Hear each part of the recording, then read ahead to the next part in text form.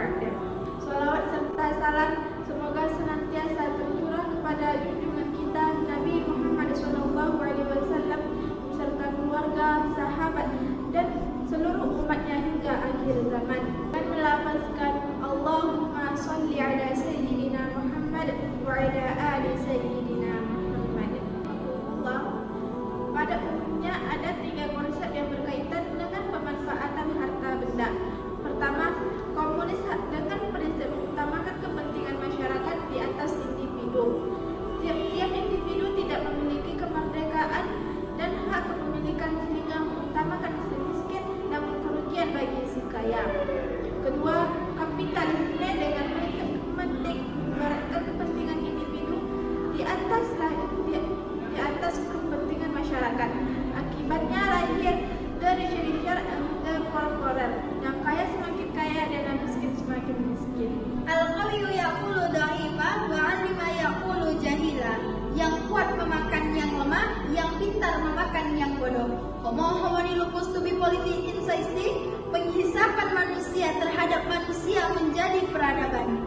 Hadirin hanya membawa derita dan untayan air mata bagi kaum duafa. Dalam polemik tersebut muncul konsep Islam dengan unsur keseimbangan dalam pemberdayaan.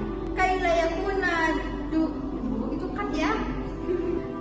yakuna daula baina aghniya minkum. Agar harta kekayaan tidak hanya mengalir di antara orang-orang kaya di antara kamu sekalian, tapi dirasakan pula oleh kaum duafa.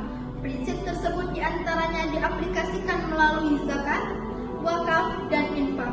Karena itulah zakat, infak, dan sedekah adalah solusi pemberantasan kemiskinan. Dengan landasan surah At-Taubah ayat 103 yang berbunyi, A'udzubillahi minasyaitonirrajim. Bismillahirrahmanirrahim. Khudz min amwalihim shadaqatan tutahhiruhum wa tuzakkihim biha wa shalli 'alaihim. Inna salataka sakanu lahum wallahu sami'un 'alim. Yang artinya, ambillah zakat dari harta mereka guna membersihkan dan mensucikan mereka, dan berdoalah untuk mereka. Sesungguhnya doamu itulah yang menumbuhkan ketentraman jiwa bagi mereka. Allah Maha mendengar lagi Maha mengetahui. Imam Ibnu Jarir mengatakan, ayat tersebut diturunkan berkenaan dengan permintaan Abu Lubabah beserta kedua temannya kepada Rasulullah SAW. Imam Ibnu Jarir mengatakan, ayat tersebut diturunkan berkenaan dengan permintaan Abu Lubabah beserta kedua temannya kepada Rasulullah SAW seraya berkata, Ya Rasulullah, ini harta benda kami, sedekahkanlah atas nama kami dan mintakanlah ampunan bagi kami. Rasulullah SAW menjawab, aku tidak diperintahkan Allah untuk menerima harta sedikit pun. Dengan Amar juga mengisyaratkan agar dibentuk lembaga pengelolaan zakat, wakaf, dan infak yang profesional dan proporsional. Kenapa demikian? Pertama, karena sadar membayar zakat itu hanya sedikit. Kedua, mengisyaratkan agar amilin memiliki manajemen yang bagus. Masa Orde Baru terbukti karena amilin tidak profesional, akhirnya zakat bukan mensejahterakan rakyat, tetapi zakat menjadi jaket. Hadirin yang dirahmati Allah, apa hikmah dari zakat bagi seorang muzaki? Nah, dari ayat tadi itu dijelaskan ada beberapa macam hikmah yang dapat kita ambil. Yang pertama itu ada takhir yang berfungsi dalam membersihkan harta dari hak-hak orang miskin atau fakir miskin. Orang yang tak berharta, orang yang terbaring di pinggir jalan, yang hanya merasakan pekik getirnya kehidupan dan hanya merasakan isak tangis yang ia rasakan sepanjang kehidupannya. Yang kedua yaitu ada tuzakkihim, yang artinya membersihkan hati, membersihkan jiwa dari penyakit rakus, tamak, serta serakah. Penyakit ini merupakan penyakit yang harus dihilangkan dalam kehidupan sehari-hari, sebab jikalau tidak dihilangkan dalam kehidupan sehari-hari, itu bisa memberikan dampak yang sangat buruk bagi kehidupan kita, terutama bisa memberikan dampak sebagai hartawan berjiwa karun, penguasa bermental saklaba, penguasa berotak Fir'aun. Fungsinya bukan hanya pelindung rakyat, tetapi sebagai pemeras, penindas, bahkan perampas hak-hak rakyat. Yang ketiga yaitu ada taskin, yang artinya dengan adanya zakat, wakaf, dan infak, jiwa kita itu bisa merasakan tenang, hati senang, walaupun kita banyak uang. Amin ya rabbal alamin. Tapi sebaliknya, jika para agniya, para konglomerat enggan membayar zakat, enggan untuk berwakaf, dan enggan untuk berinfak, maka suatu negara bisa kiamat. Walaupun gedung bertingkat, walaupun mobil mengkilat, dijamin rakyat sulit berdaulat. Apalagi jikalau pejabat sudah menjadi penjahat, menyikat uang rakyat, jelas bangsa bisa kiamat. Nauzubillah min zalik.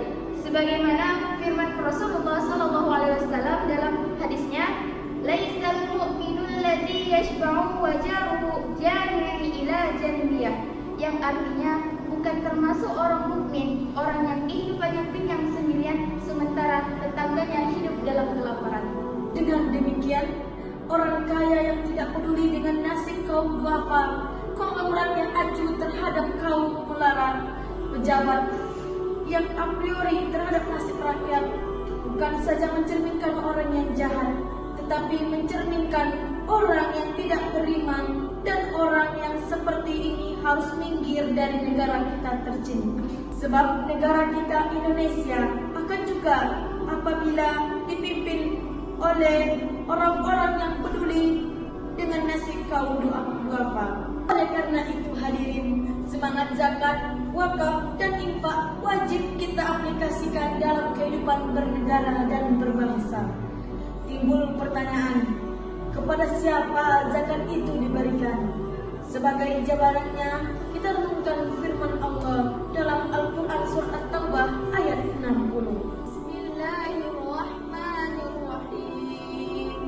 Innamas shadaqatu lil fuqara'i wal masakini wal amilina 'alaiha wal mu'allafati qulubuhum wa fir riqabi wal gharimina fi sabilillah wal gharimina wa fi sabilillah wa ibnis sabil faridatan minallah wallahu alimun hakim, yang artinya sesungguhnya zakat itu hanyalah untuk orang-orang kafir, orang-orang miskin, para amil zakat, orang-orang yang dilunakkan hatinya atau mu'alaf, untuk memerdekakan para hamba sahaya, untuk membebaskan orang-orang yang berhutang untuk jalan Allah, dan untuk orang-orang yang sedang dalam perjalanan sebagai kewajiban dari Allah. Allah mengetahui lagi maha bijaksana. Hadirin yang dirahmati Allah, ayat tersebut diawali dengan innama. Dalam ilmu bahladah merupakan ad-data qadar yang berfungsi untuk menspesifikasikan ayat tersebut, merupakan deskripsi Allah SWT tentang skala prioritas penerima harta zakat, yaitu faqara awama syakayana, orang-orang fakir dan miskin. Lalu bagaimanakah kaitan yang kondisi bangsa kita saat ini? Prof. Supriman melaporkan 23 juta lebih penduduk Indonesia hidup di bawah garis kemiskinan. Apalagi setelah terjadi krisis moneter, korban PHK. Sulit mencari lapangan kerja, kemiskinan semakin membengkak. Akibatnya kemiskinan ini kadafa qoro'ana ya kafawana kafaro. Dampak langsungnya adalah dampak menyebabkan kekufuran. Akibatnya adalah kemiskinan. Dr. Ismail Raji'i Al-Farji, Direktur Lembaga Pengkajian Islam Internasional, mengatakan bahwa kemiskinan, kebodohan, dan keterbelakangan merupakan 3 permasalahan besar yang saat ini. Namun di antara ketiganya, kemiskinan merupakan yang paling berbahaya. Sebab kebodohan dan keterbelakangan itu muncul akibat kemiskinan. Akibatnya, tidak sedikit saudara kita yang menjual akidah untuk mempertahankan miliknya.